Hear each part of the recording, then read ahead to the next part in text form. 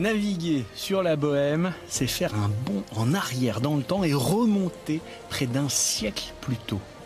À l'époque, les gabarres, ces barques à fond plat comme celle-ci, étaient les seules embarcations capables de transporter du fret sur des cours d'eau aussi imprévisibles et capricieux que la Maine ou la Loire. Son secret, un tirant d'eau exceptionnellement faible, 25 cm à peine. Je vais vous montrer ici, vous voyez, juste la main, une main, et après, c'est le niveau de la rivière qui est en dessous. Donc ce bateau-là descendait, la Loire avec le courant et remontait à la voile. Entièrement construite en pin Douglas et en chêne pour l'armature et l'accastillage, la Bohème est l'aboutissement d'un vieux rêve de Michel, son capitaine. Allez les gars, on bosse là, c'est quoi votre corde là? C'est quelqu'un qui l'a mal rangé ça. Qui c'est qui l'a mal rangé? Faut pas dire de nom. Désigné. Personne. À la fin des années 2000, ce garagiste passionné de navigation à l'ancienne décide de se reconvertir dans le tourisme fluvial. Un projet fou qui n'aurait jamais vu le jour sans la complicité de sa fille, Audrey. C'est magnifique, c'est trop beau. Une belle voile, comme avant. Faut imaginer qu'avant il naviguait comme ça, sans moteur. Donc tu réduis la vitesse, Audrey.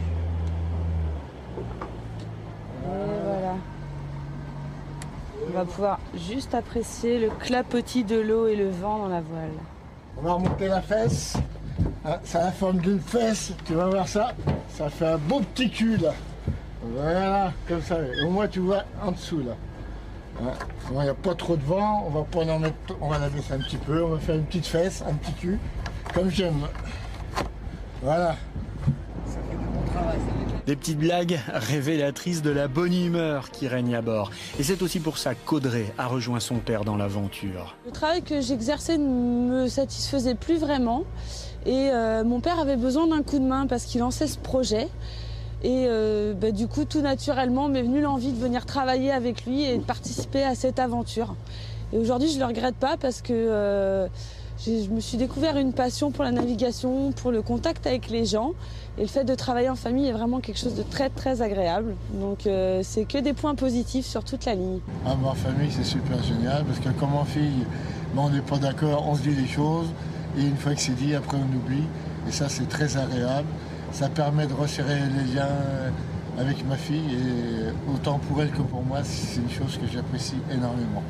Et il faut croire que la complicité entre Michel et sa fille est contagieuse, car Tony, le troisième larron de l'équipage, a lui aussi tout plaqué sur un coup de tête pour avoir la joie de naviguer à bord de la Bohème.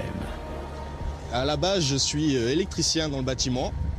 Et un soir, je suis venu à un apéro à thème sur la Bohème, qui m'a permis de rencontrer Michel-Édouard et sa fille Audrey. Et suite à ça, nous avons discuté, nous sommes entendus. Et j'ai commencé en tant que matelot le lendemain de la soirée sur la Bohème. Moi, mon rôle, c'est d'accueillir les gens, les faire monter dans le bateau. Et ensuite, durant la navigation, de contrôler les bancs de sable. Donc vous voyez, entre le trait ici et le bout de mon doigt ici, il y a 50 cm à peu près. Et ça suffit seulement pour que la gabarre passe. Donc voilà, mon activité principale durant mes journées. Je sonde en permanence voir le fond qu'il y a entre le sol et la coque du bateau. En ce moment, on n'a pas trop besoin de sonder parce qu'on est en période de crue. Mais l'été, c'est totalement différent. Il y a des bancs de sable partout.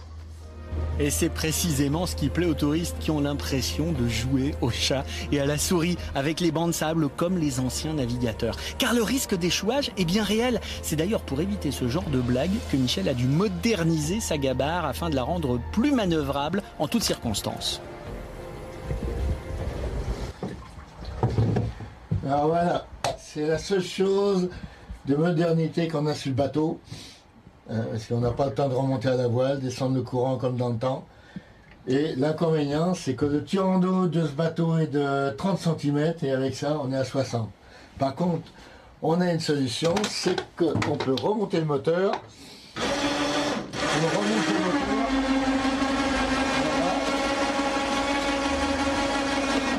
Voilà. Et en remontant le moteur, on peut gagner quelques centimètres pour naviguer où il n'y a pas d'eau. Voilà. Il y a un autre petit détail intriguant dans la conception de la gabarre de Michel. Large de 4,20 m, elle atteint très précisément 14,98 m en longueur. Et ça, c'est pas un hasard. Parce qu'au-dessus de 15 mètres, on est obligé d'être à deux pour naviguer. Et j'aime bien me retrouver seul et naviguer tout seul. On pense à rien, on s'évade un petit peu du monde moderne. Si bien que quand je rentre à Angers et que je vois les voitures sur le pont dans les bouchons, je suis content d'être sur mon bateau. La Bohème peut embarquer 25 passagers par voyage. À son bord, l'évasion est garantie. Et la gabarre de Michel remporte d'ailleurs un tel succès que la construction d'une petite sœur serait déjà